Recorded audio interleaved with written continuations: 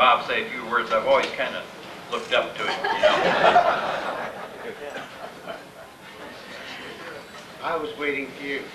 I was fortunate enough to be at Britt during 3 great years. It's a great town. Bob Steenlage is a very special person to me and to a lot of people. To give you an idea of what he was like, at a wrestling tournament one time, shooting breeze with a coach from another school, and he said, you know, he said, in each of our lifetime, he said, I figure there's probably 3 truly special, great people alive on earth at any time, not more than 3. He said, I feel lucky because I've known one of those. He was talking about Bob. He said, that guy's special. And that's what people thought about him. And his actions were great. I saw him plan out things, and a lot of people plan out and set goals and everything. Then they figure out what they got to do to get there, and they don't pay the price. He was willing to pay the price, and he really did. And to be honest with you, the people at Britt, that was, there was some special classes there. That was a very bright class. In fact, the other classes at that time, very bright nationwide.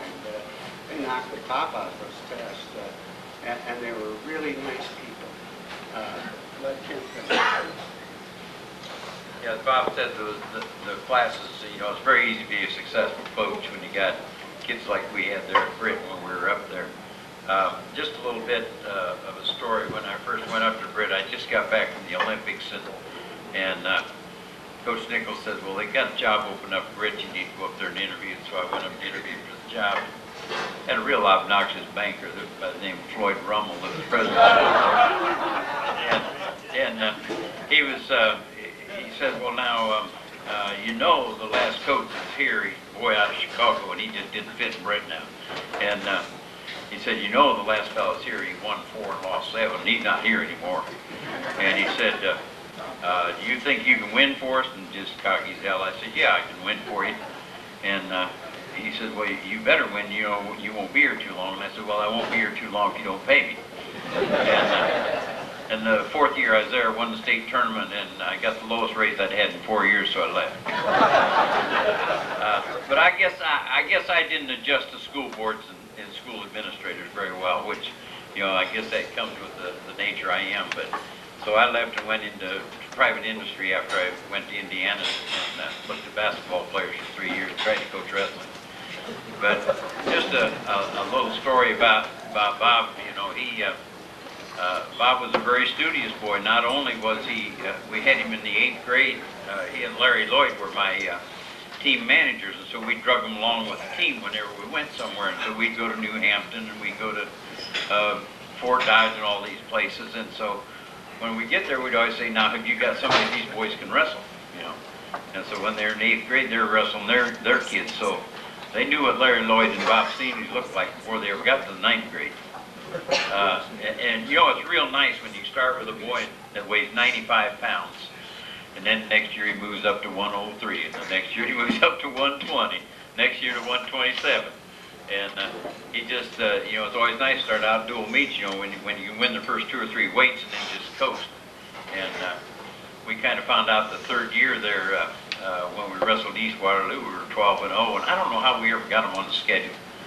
But East was 2-time state champions in the Class A. We were Class B, and we wrestled them in a dual meet. And they came up there to Britt, and that gym was packed. I mean, you couldn't believe the number of people playing. We were 12-0, and I think they were 12-0. And we beat them by 12 points in little old Britt High School with 235 students in high school. And you never saw a bunch of boys that were so proud. Of course, we were proud of them, too. But Bob was the type of kid that studied real hard, too. I mean, he carried books home every night. And just study and get A's and B's, you know, and I knew he was working real hard, you know, to get these grades. But every once in a while, I'd catch him walking down the hall holding hands with this little old girl, you know, he'd walk down the hall. And that was something I just didn't tolerate. Number 1, they had to have their hair cut short. And number 2, they weren't allowed to have girlfriends. And, you know you've got boys that are pretty dedicated when you do that to them now. And I can remember Ted Conway. He had long hair, you know, and he was ineligible the first semester because he had bad grades. He had long hair. And he walked up in front of that barber shop, I'll bet you an hour before he ever went in and got his haircut. Because he had to have his haircut before he could wrestle the first meet after the first semester. But these kids were a bunch of dedicated boys, and like Bob said, they were very good students now. Some of the kids they're before that, you know, they were a little bit different breed of cat. Now back when the Hiscox boys were at school.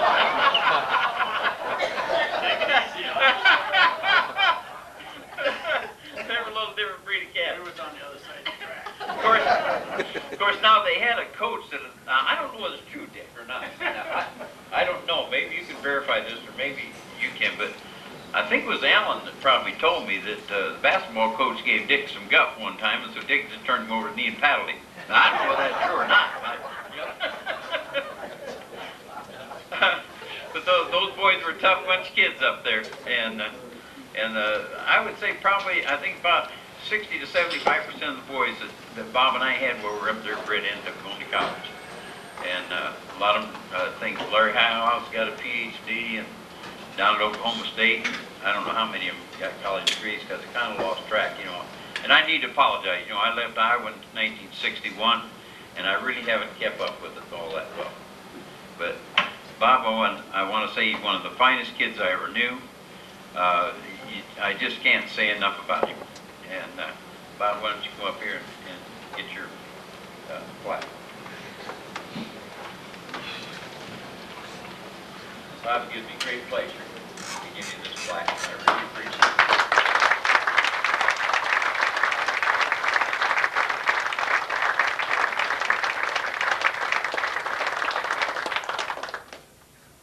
Ever since I was in elementary school, starting with the last name of S, I always wait to the end of the line, and here we go again tonight. Why don't everybody stand up and take a quick stretch?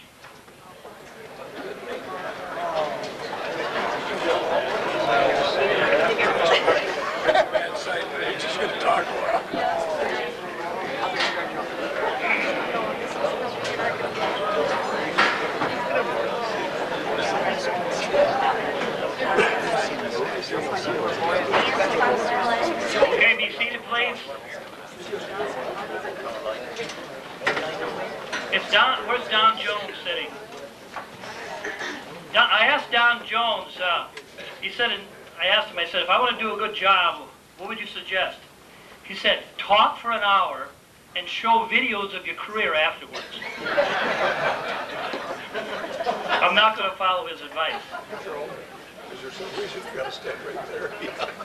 Sorry.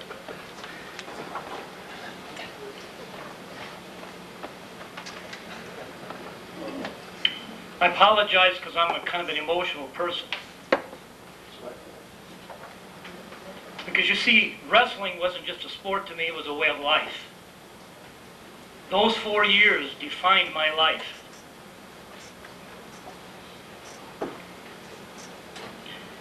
And one of the things that I have learned in my 61 years, hard to believe, I'm that old, is to give thanks where thanks is due. For that to take place in my life, there was a combination of many things that had to take place. There were so many obstacles during those 4 years, and for it all to come together like that is almost impossible. First of all, a wrestling tradition, to start with Jim Fox right here. Jim Fox started wrestling at Britt. And I heard about Jim Fox when I was a youngster, how he went on to Davenport, coached football and wrestled in there, how Britt and Davenport clashed in the, I think it was a 1956 state tournament, how Dick Black came and the various coaches came, and then Coach Townley and Coach Lamar, and then Coach Craig my last year. They were dedicated, they inspired, and set the stage for so many great things that happened in those years that changed my life. The teachers at that time, we were like a family. You can go, how many times you can go into a class all shriveled up like a prune, and they don't give you a hard time or whatever. You know, they would just cooperate the best they can. And they all wanted you to win. And in my case, I needed that kind of a support system. And I don't want to neglect anybody, but I want to single out one teacher that was a non-coach who had a big influence on me.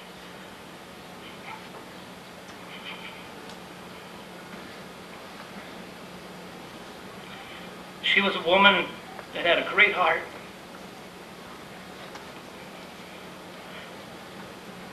And I'd like to have her stand. Oma Shodi Sally.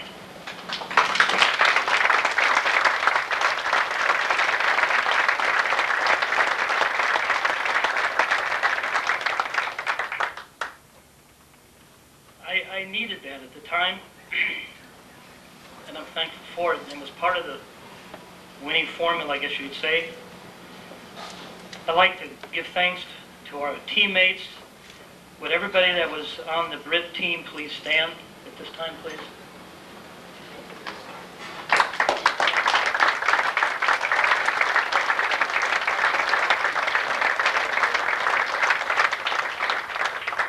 During those 4 years with Coach Townley, we took fourth our freshman year, second our senior year, my sophomore year, and that's the year we beat East Waterloo so bad. And I remember during that meet, afterwards, I remember this one boy, he kept saying, I can't believe it. He says, our bus is longer than the main street. How can they wrestle like that?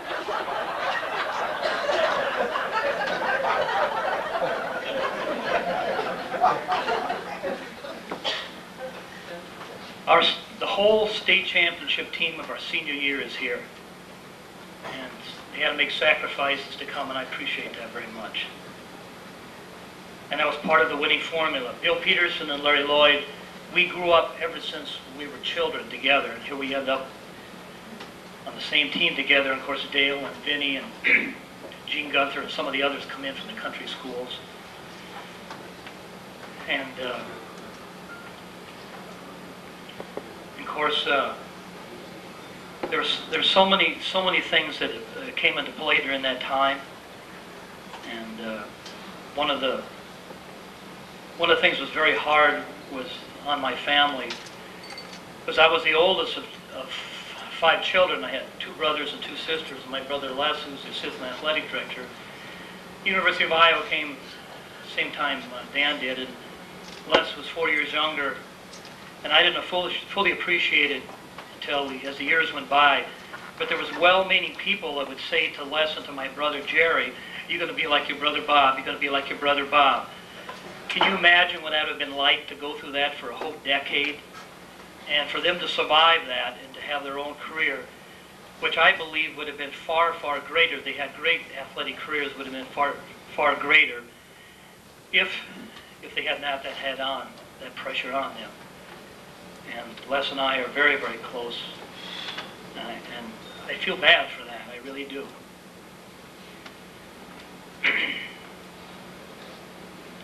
I also want to recognize one of my teammates from West Point, Ed Sharkness. If you please stand, from Pennsylvania, ended up in Iowa.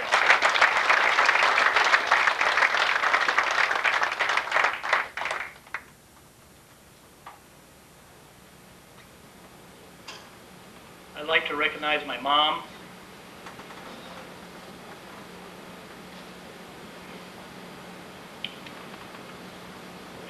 For whatever reason, my dad chose not to come to watch a wrestling meet. And it bothered me a lot. My mother never missed one wrestling meet in grades 7 through 12. Not one. She had no pride when it came to getting the meet. She would ask for a ride, she'd beg for a ride, she paid for a ride, whatever it took. And because of our family environment, it was very important for my mom to be there. She knew it. And when I walked up on the mat, every time I look up and she was there. Would you please stand, Mom?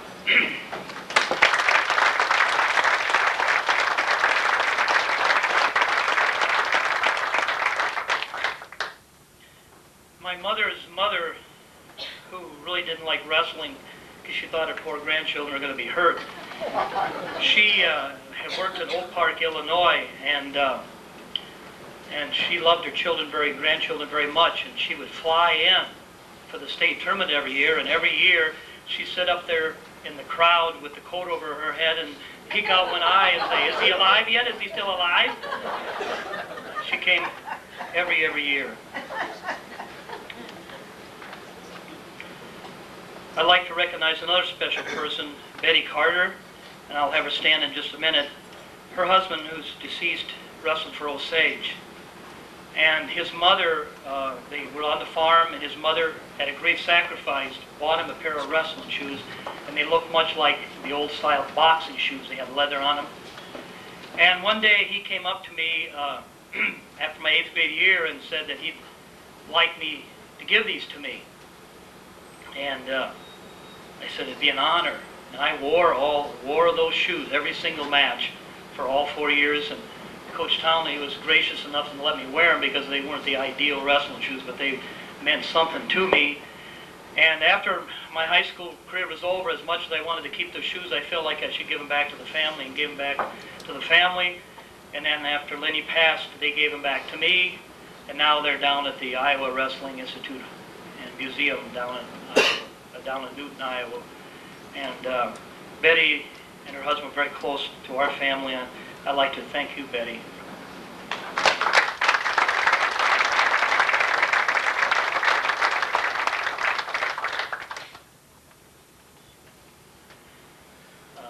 I'd like to thank my wife for putting up with me for these 38.5 years. We've been blessed with 8 children, 4 of our 8 children. Would you please stand? 4 of our 8 children are here tonight. If they'd stand, please.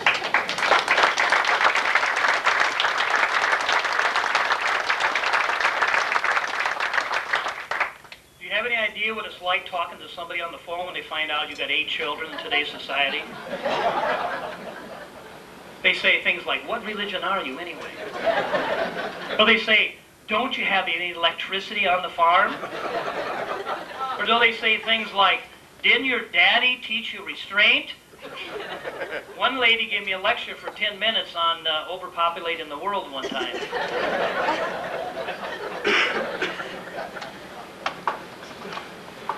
I'd like to recognize the veterans tonight.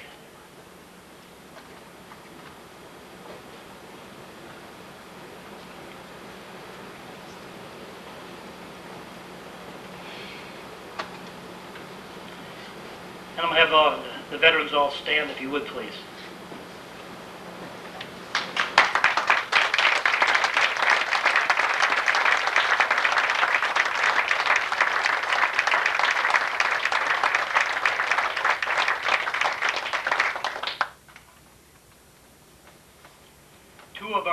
Two of our members from our state championship team are veterans, Gene Gunther, Larry Lloyd, and Bill Peterson.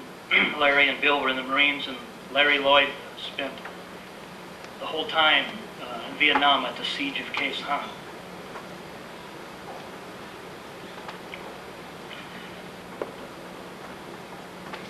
I want to share something tonight that I've never shared publicly before, that I hope you bear with me. Tell it quickly. When I was a youngster, because of the family environment we had, up till through 6th grade, I felt very insecure. And I thought I was retarded. I actually thought I was retarded when I was in elementary school. I couldn't catch on to the academics as fast as other children. And I was not very an optimistic person, scared in many ways of my own shadow, and felt very, very insecure. And the reason, several reasons I'm telling you this, because this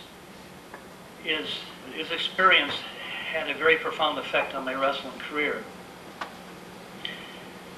When I was between 6th and 7th grade, about 12 years old, I had a dream. And like I say, I kept this to myself, told my mom about it, never told it publicly before. But it has a lot to do with what happened in wrestling. In this dream, the only thing I remember in this dream that I had just before going into 7th grade or thereabouts, that when I became an adult, I would know God or have a relationship with God, and I did not at that time, and had no meaning, had no understanding what that meant. And that did not come to pass in my life till I was 29 years old, and back from Vietnam, and lost every 20 of my West Point classmates killed, every 6 wounded and maimed. And I had a cloud following me around telling me to commit suicide. And they were spitting on the Vietnam veterans at the airports, calling them baby killers. And they stick their fingers down their throats and they vomit in the bag, and they throw these vomit at the veterans and call them baby killers. Why didn't they go to the government? I didn't have very good thoughts about LBJ, let me tell you that, and I was struggling. And we had a son that was born in Vietnam, when I was in Vietnam. And he had all kinds of medical problems. And for night after night after night, he would say, "Goodbye, Mommy and Daddy," and the shrinks and the doctors would say, "Well, I guess he's going to die." I remember waking up in the middle of the night, putting our hand on his stomach, or his forehead. Was he hot? Was he cold? Was he dead? Was he alive? I saw Bobby just going to pieces. And that dream when I had 12 years old came to pass through some friends, and I made a spiritual commitment, and I got my head on straight. And that's what's kept me all this time. But something that I didn't realize until recent times that happened to me after I had that dream. After that dream, and I didn't realize it, but after that dream, I turned into a complete optimist. It was kind of like somebody saying, "Here's a car. It's an average car. You're not mechanical, but I'm going to give you the tools, and you're going to be able to turn this car into a winner." And that's exactly what it was like. I was able to look at myself and say, "You're not very smart. So what?" On the other side, most people are lazy. Most people give up too quick. It doesn't make any difference how smart you are. All you got to do is study harder than anybody else. And I became the ultimate optimist, and the same thing was true in wrestling. I looked at how skinny I was. It doesn't make any difference. Most people don't like to come to practice. I'll just go to practice early, stay late, run more laps, throw bales of hay, run more in the summer. Bill Peterson's dad helped me make a set of weights out of cement. We took a bar and made some forms out of cement, 5 pounds, 10 pounds, stood them on a bar, started lifting weights, started squeezing a ball. And it was an amazing thing as I look back, because one minute I'm like a wallflower, scared of my own shadow in so many ways, that after I had that dream, and like I say, it's been many years for the realization, I became an ultimate optimist. I didn't get scared of people who were stronger and better and had better records, because I kept thinking, well, when I walk on the mat, I'm going to be in better shape than they are. I know in my heart that I've sacrificed more than they have. I deserve to win, and I'm going to win. And for that to happen, for somebody that didn't have that kind of attitude, was an amazing thing. I can remember my freshman year, I was going to wrestle Dick Bernard, who took state from Eel Grove the year before. And one of the things Coach Townley always did, he had us make weight, and we moved up weight all year long, and so we didn't have to cut weight all year, and then move down. And so I was up 103 wrestling Dick Bernard. And I gave him proper respect and all that, but the way of thinking was just, it was just an amazing thing. I can remember all the hardships and all the struggles. And I never got discouraged, not one time. I never once got discouraged. To have a goal, to do something that nobody else had ever did it before. There's so many traps. They predicted in the papers it couldn't be done. I remember after my junior year, when we got a new coach in Coach Craig, it was a different situation. And he was a national champion for University of Iowa, wrestled for Coach Jim Fox when he was in high school out of Davenport. And I used to go takedowns with Coach Townley, now with Coach Craig, who was big, and I hurt my back and ended up losing to Ron Barker from Osage that year in the dual meet. And I remember going to the doctor's office because I couldn't walk. I remember bend over. And Dr. Shaw had his office right where the Britain Institute is now. I remember walking out of that office after Dr. Shaw said in January of 1962, my senior year, he said, "You will never wrestle again." It was like pouring water on a duck. Never, never. could enter my mind to take him seriously.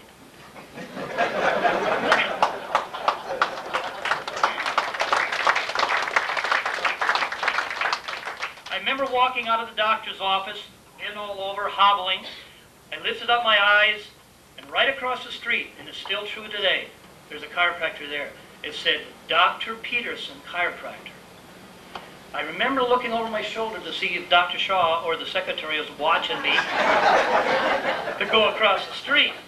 He x-rayed me and said, Dr. Shaw's right, you got a problem. You got a severe problem, but you're not going to hurt yourself anymore by wrestling. If you can stand the pain and you can soak yourself in the bathtub, and there's a good chance you can come back for wrestling. 10 days before the tournament started to get back. And I was concerned because I was cautious, extra cautious, and plus I didn't have the shape that I ordinarily relied on. In matches that I should have lost, I should have pinned, I was just barely winning through the sectionals and district. And then we got to the state tournament, and they were predicting, papers were saying, it'll never happen. These are the reasons it'll never happen. Oh, I love those reasons. It just made me more determined. But life's pretty challenging sometimes, and I remember wrestling Ron Barker in the semifinals of the state tournament. He's the one that beat me that year after I hurt my back. And he was good, and he was really good. Anyway, the match ended up very, very close, and I won 7-5, but I also know that I paid the price. That I learned later that I had separated my shoulder and it popped back in. Never entered my mind of telling my coach that I had a separated shoulder. I remember Coach Nichols, the coach at Iowa State. He knew. And he took me up in the warm-up room. I didn't know Coach Nichols. I knew who he was, but I had no relationship with him. He refereed some matches. And he made a suggestion to me.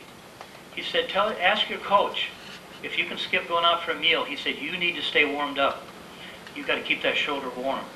And so that's exactly what happened. Stayed up there in that warm-up room before the finals. And I remember that match so well. And I remember the pain. I remember how close it was.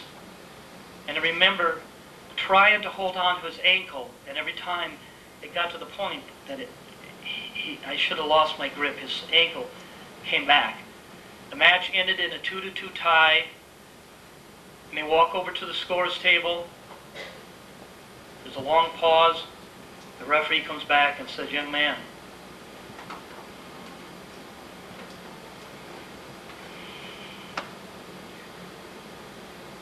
he says, you have just won the state championship for the 4th time by 1 second. And then he grabs my arm with my separated shoulder and raises me up.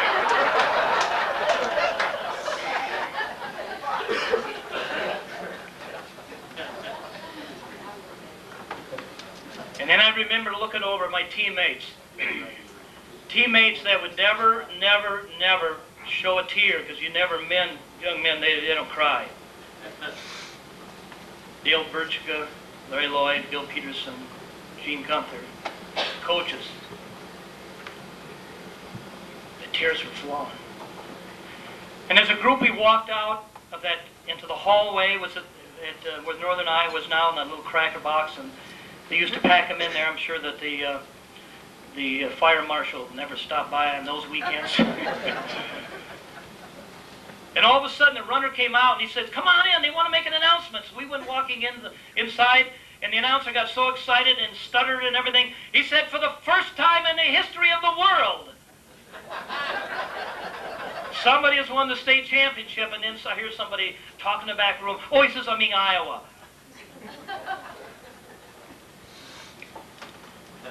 And then everybody, they stood up.